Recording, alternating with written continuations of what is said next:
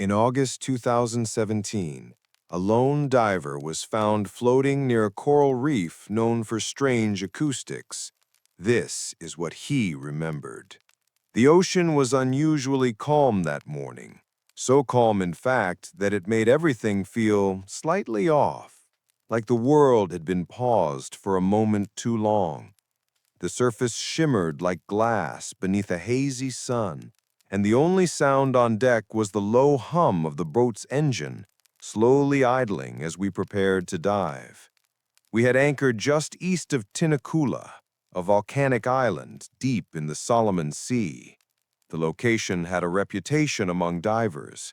Some said it was pristine, untouched, forgotten by tourist maps.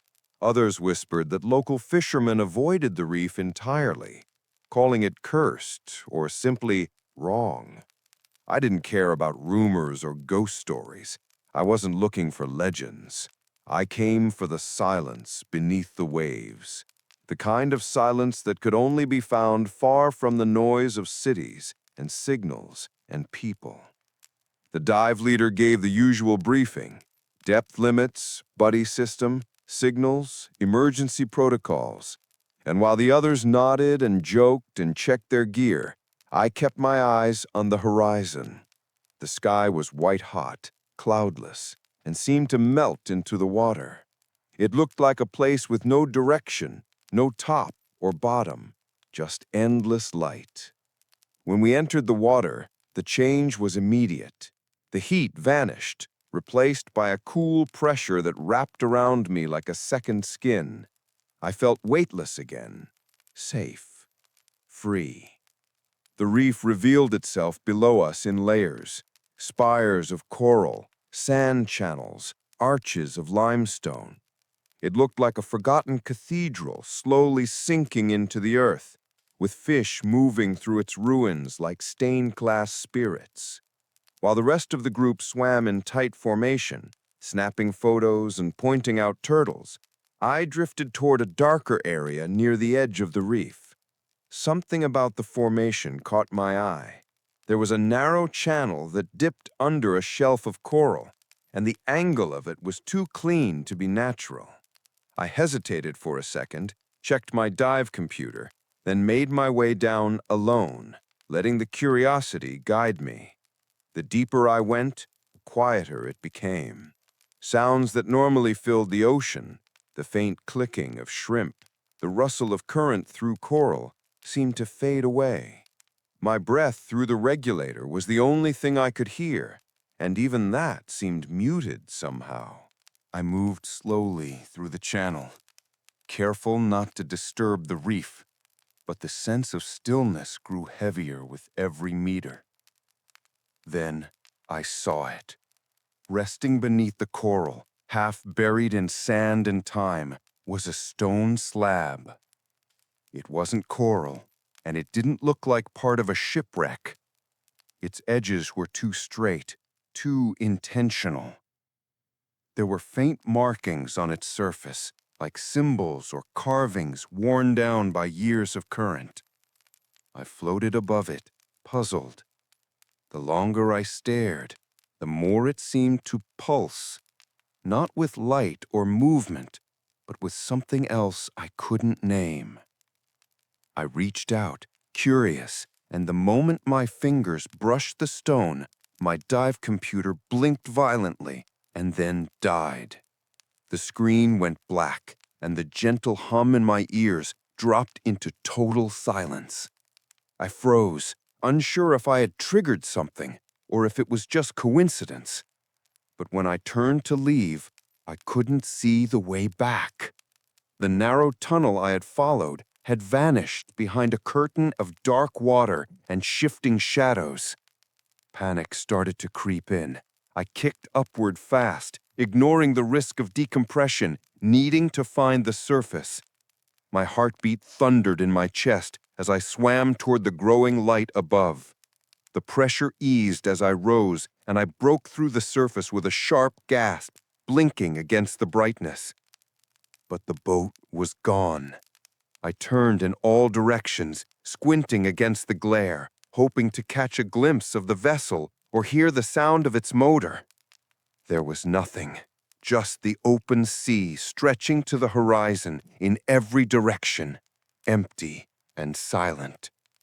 I tapped my beacon, hoping to activate the emergency signal, but the screen was blank. No light, no feedback, not even static. I spotted a flat coral platform rising just above the waterline a few dozen meters away. It wasn't much, but it was solid. Kicking hard, I swam toward it and pulled myself onto the surface, scraping my palms on the sharp edges. I lay there for a moment, chest heaving, eyes locked on the empty sea. There were no birds, no breeze, no waves. The only thing I could feel was a faint vibration running through the coral beneath me.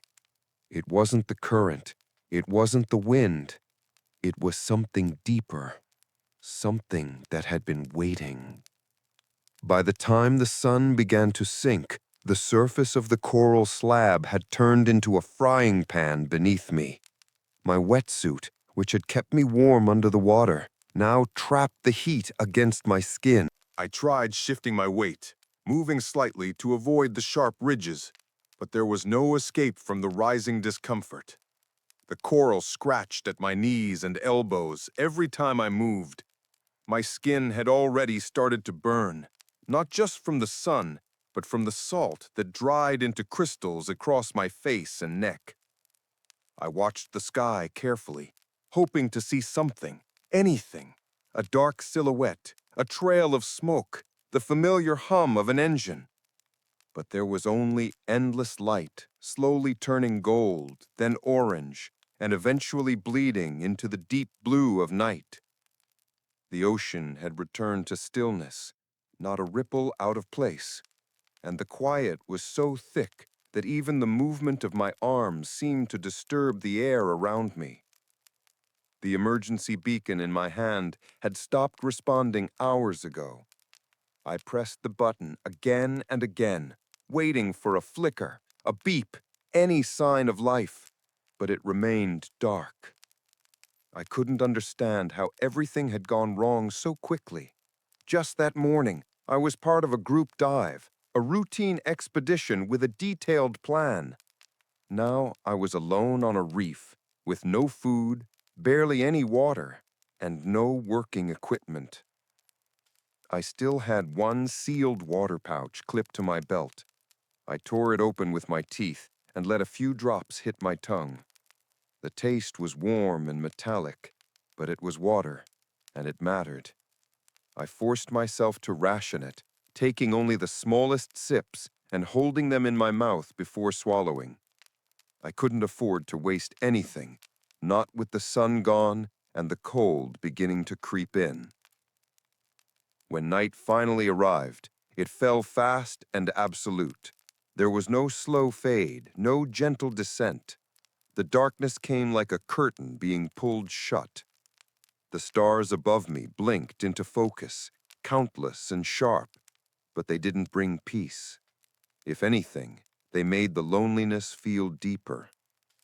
I had never seen the sky so clearly, so painfully bright.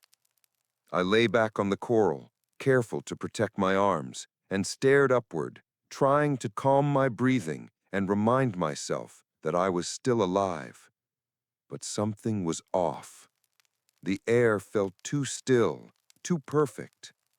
There was no breeze, no scent of salt, no sound of insects or birds from distant islands.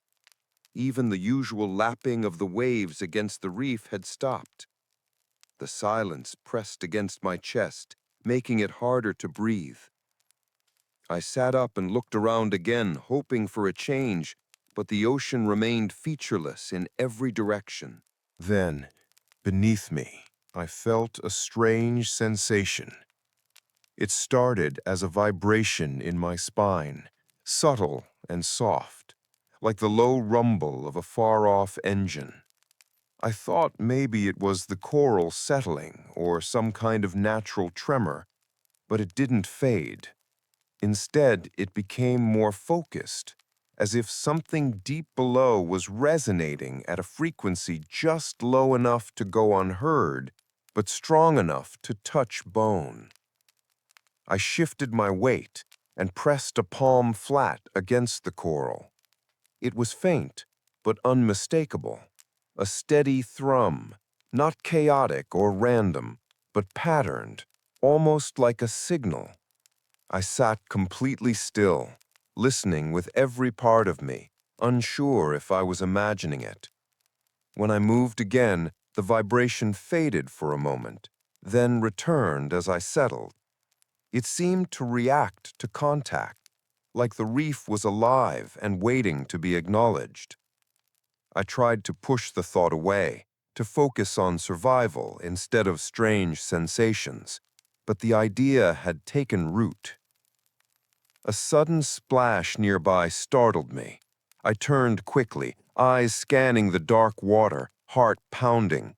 I couldn't see anything, just the soft shimmer of bioluminescent plankton glowing where the disturbance had been. The splash had been too large for a fish. It had sounded deliberate. I waited, holding my breath, but nothing else moved. There were no ripples, no bubbles. The water returned to stillness. The temperature dropped sharply around midnight. My teeth began to chatter uncontrollably, and I wrapped my arms around my chest, curling inward to retain what little heat I had. My wetsuit was soaked, and there was nothing dry to cling to. I closed my eyes and tried to rest, but every soundless moment dragged my thoughts into deeper fear. I imagined the boat returning and missing me by minutes. I imagined the sun never rising. I imagined myself drying into nothing on a forgotten reef no one ever visited again. Sometime before dawn, I began to hallucinate. I thought I heard a distant voice, muffled and slow, calling my name across the waves. I sat up, alert, scanning the horizon. But there was only darkness, and the sound didn't repeat. It could have been my own thoughts echoing inside my skull, distorted by exhaustion and dehydration. When the first light of morning broke across the sea, it didn't bring relief. The air was heavy, and the sun emerged like an uninvited truth. My lips were cracked, my throat raw, and every joint ached from a night spent clinging to sharp coral. I tried to stretch, but the pain in my shoulders and back reminded me that I wasn't safe. I was barely surviving. The hum below was still there. I didn't know what it meant or why it hadn't stopped, but I knew it was real. And for some reason, I began to feel that it wasn't just something I had stumbled into by accident. It had been waiting. The morning sun came fast and hard, without apology. My skin, already dry and cracked, tightened painfully under the heat. I shifted my position on the coral slab, but there was no real comfort to be found. Every movement scraped flesh. Every breath tasted of salt and thirst. There was no sign of a boat, no hint of engine noise, no airplane, just the same unchanging horizon and the low, steady pulse I could still feel through the reef. It hadn't gone away overnight. If anything, it had become more noticeable. It was no longer something I could ignore. It existed like a second heartbeat, too deep to hear, but too strong to forget. I knew staying still wouldn't help me anymore. I had already rationed the last of my water. There was no food, no shade. My mind had started to slip during the night, and if I stayed in one place too long, I was afraid I'd start seeing things that weren't there. So I decided to move. I slipped back into the water slowly and carefully, the cool embrace of the sea washing over my body like temporary mercy. The reef stretched out in all directions, a labyrinth of coral heads, slopes, and narrow channels. I didn't know which way led home, but the reef wasn't endless. Somewhere there had to be something more. I swam slowly, conserving what little energy I had. My legs felt heavier than before. My mouth was dry to the point of numbness. Every stroke through the water became an effort in will. After maybe 20 minutes, I saw a clearing in the reef, like an open courtyard beneath the surface. It wasn't shaped like anything I'd seen before. It was circular, far too symmetrical, with coral growth strangely absent in its center. At the very heart of it sat a stone structure, flat, rectangular, and too smooth to be natural. I approached cautiously. The stone was partially submerged, rising just above the waterline. The surface was dark and weathered, but I could make out faint carvings, lines and shapes that repeated in patterns, like an ancient language I had no hope of understanding. I hovered over it, not touching, just observing. It didn't look like wreckage or part of a sunken ship. It looked placed. What unsettled me more than the sight of the structure was the change in the air around it. The moment I entered the circle, the sound disappeared. Even underwater, there had always been some form of noise, water shifting, bubbles, distant clicks of sea life. Here, nothing. My own breathing sounded like it was being swallowed, not by water, but by space itself. I surfaced for a moment, hoping to shake the feeling. Above the water, the silence remained. I clapped my hands. No echo. I shouted. My voice felt thin, like it barely left my throat. I pressed my palm against the stone slab, hoping it would feel like anything else in the world. Cool, rough, solid. But it was warm. Not sun-warm, but internally warm, as if something within it was active, alive. And at that moment, the hum I had felt all along deepened slightly, not louder, but fuller. I pulled back and stared at the carvings again. There was something familiar in the shapes, though I couldn't place why.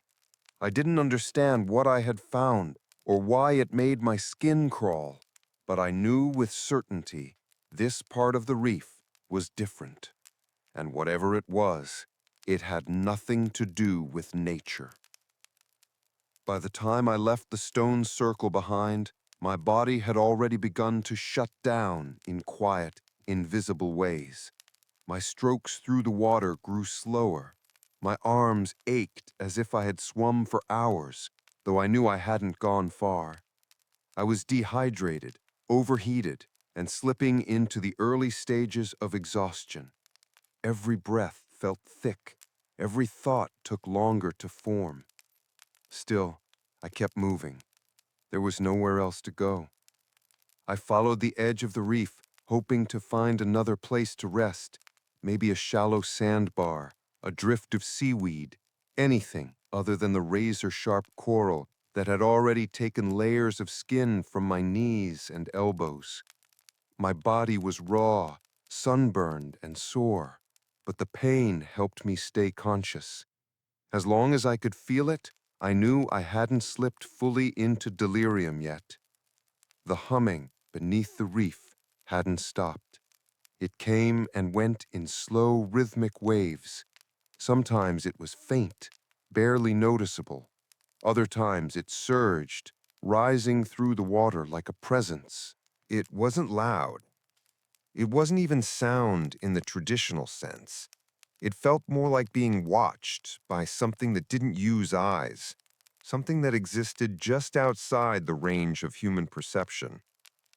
I tried not to think about the stone slab or the markings carved into it, but the image wouldn't leave me. Every time I closed my eyes, I saw the patterns. Every time I blinked, I imagined them glowing, shifting, reconfiguring into something that looked like a language I almost understood. At some point, I became aware of hunger. It came suddenly, like a slap, sharp, undeniable, and all-consuming. I hadn't eaten since the morning before the dive. My stomach was no longer growling. It had moved beyond protest. Now it just felt empty, like a space hollowed out by fire. I scanned the water for signs of life. There were fish, small ones, fast ones, but nothing I could catch. I didn't have a spear or a line. I considered trying to trap one with my dive knife, but my hands were shaking too much. Even if I caught something, I couldn't eat it raw, not in this state. My body needed water more than food, and salt water would only make things worse. I began to hear things. At first, they were subtle, snippets of voices. My name whispered like it was being carried on the tide. I spun around more than once, convinced someone was near, but each time I found myself alone. Nothing but coral and sunlight, bending through the water in shifting patterns that no longer looked beautiful. Then came the shadows. Not real ones, not cast by anything above or below, but illusions, shapes moving at the edge of vision, just close enough to feel real. I blinked them away again and again, but they returned every time my focus slipped. I rubbed my eyes. The salt burned. I stopped trying. I found another shallow rise on the reef and climbed onto it. This time, the coral was flatter with soft patches of algae. I collapsed on it without caring what it scraped or bruised. I just needed to stop. I needed to breathe. My vision blurred at the edges. The sun was still high, but the light felt colder now, like the day had detached itself from any warmth. I rested my head against the stone and closed my eyes. For the first time since surfacing, I let myself drift. And in that half sleep, I saw something strange.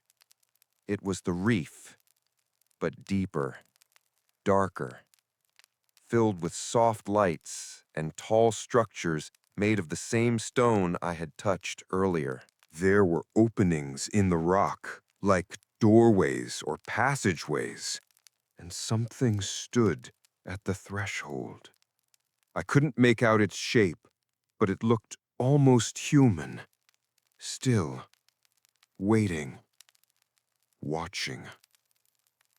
I woke with a jolt, heart racing, breath short. The hum was still there. The sun was still above me, but something had changed, and I could feel it, watching from below. I didn't decide to go back underwater because it made sense. It didn't. Everything in me said to stay out of the ocean, to stay on the reef and conserve whatever strength I had left. But the surface had become unbearable. The sun had reached its peak, turning the coral into a bed of knives beneath me, and my thoughts had begun to spiral into a strange kind of quiet panic. The hum hadn't stopped. If anything, it was clearer now, like a presence just under the skin of the world. Every time I shifted my weight or touched the reef, I could feel it pulse. It wasn't mechanical. It didn't feel like a machine. It felt older than that, organic, like something sleeping, breathing, waiting beneath the waves. So I slipped into the water again, this time without hesitation. I didn't dive deep. I barely went beyond a few meters, just enough to take the pressure off my joints and escape the heat. The coolness of the ocean was a relief, even if it came with the haunting stillness I had grown used to. I floated just above the reef, moving slowly toward the circular formation I'd seen earlier. I needed to see it again, not out of curiosity anymore, but out of something closer to instinct. The circle was exactly where I remembered, still too perfect, still too empty. The stone slab in the center seemed darker than before, though that could have been the angle or the light. As I approached, I noticed something I hadn't seen the first time.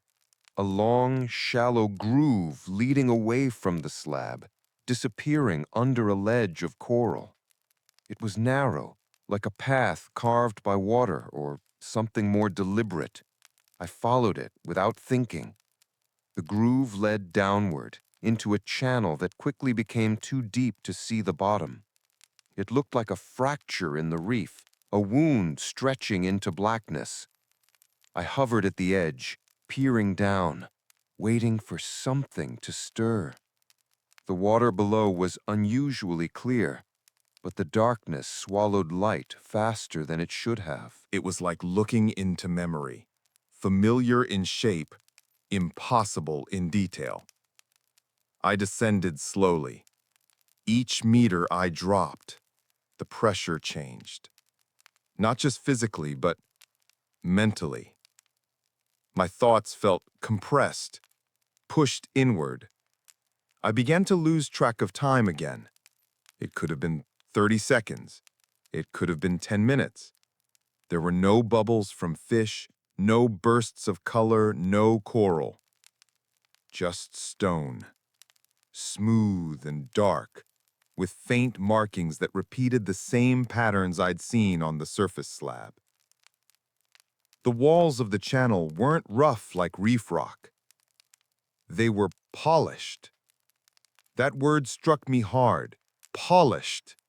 It implied intention, purpose, hands. And that's when I saw it. The shape. At first, it looked like a trick of the light, a shadow moving behind me, or maybe above. But it didn't move like a fish. It didn't flee. It didn't flicker. It hovered at the far edge of the dark, just out of focus. It looked almost human, but not quite. Its proportions were wrong. Arms slightly too long, head slightly too narrow. It made no movement. It only watched. I blinked. It was gone. But the hum, it surged. I felt it pass through me like a wave. My lungs seized, my vision narrowed. Something ancient was pressing against my mind. Not in words, but in sensation. It wasn't threatening. It wasn't even angry. But it was aware. And it had recognized me. I kicked hard, rising toward the light above. As I broke the surface again, the reef around me seemed quieter than ever. There was no boat, no sign of help, but I no longer felt completely alone. By the time I climbed back onto the reef, my body was done fighting. My muscles ached with a depth I had never felt before. My throat was beyond dry. It was hollow, like something essential had been scraped clean. I lay flat against the reef, letting the salt bite into my skin without protest. Even pain had lost its meaning. I had no more water, no strength left to swim. I stared at the sky, hoping for clouds, for shade, for anything to break the monotony of the sun. But the sky refused to change. It remained pale and merciless, just like it had the day before. That night, I didn't sleep. I didn't even drift. I remained awake in a kind of trance, staring at the stars with cracked lips and burning eyes. The hum from the reef was constant now, no longer pulsing or shifting. It had become a background presence in my mind, like something I had always known but had only just remembered. And through it all, I couldn't stop thinking about what I saw below. That shape, that feeling, that recognition. It hadn't tried to speak, it hadn't reached for me, but it had been there, undeniably present. And when I rose back to the surface, I had carried something with me. Not a thought, not a vision, but an imprint. Like my body had been marked by being close to it. At dawn, I saw movement on the horizon. At first, I didn't believe it. I thought it was another illusion, like the glowing shapes from the night before. But as the light grew, I saw the outline of a boat, small, wooden, moving slow. A fishing vessel, judging by the nets and poles leaning off its sides. I stood as best I could, waving with both arms, stumbling against the coral. They saw me. The boat turned. When they pulled me aboard, I couldn't speak. My mouth was too dry, my body too cold. One of the men wrapped me in a blanket. Another handed me a bottle of water. It was warm and metallic, but I drank it in gulps that hurt my chest. They asked questions. I didn't answer. Not because I didn't want to, but because I didn't know what to say. They didn't know about the reef. They had never seen the stone structure. When I tried to describe it, their expressions darkened. One of the older men crossed himself and looked away. Another simply shook his head and muttered something under his breath in a language I didn't recognize. They didn't want to hear. They didn't want to know. And honestly, I couldn't blame them. I was taken to a small port village. A doctor treated my burns and gave me fluids. The local authorities asked for a report, but I kept it simple. Equipment failure, separation from the group, drifted off course, found by chance. They accepted that. I was released the next day, and I left the island as soon as I could. But even now, long after the rescue, long after the wounds healed, I still feel it. The hum hasn't left me. I hear it sometimes, when everything else goes quiet. In hotel rooms, on airplanes, late at night when I can't sleep. It's not loud. It doesn't demand anything. But it's there. Always. Just beneath the surface. Sometimes, I dream of the stone circle again. Sometimes, I see the figure waiting below. And sometimes, I wonder if it's waiting for me to come back.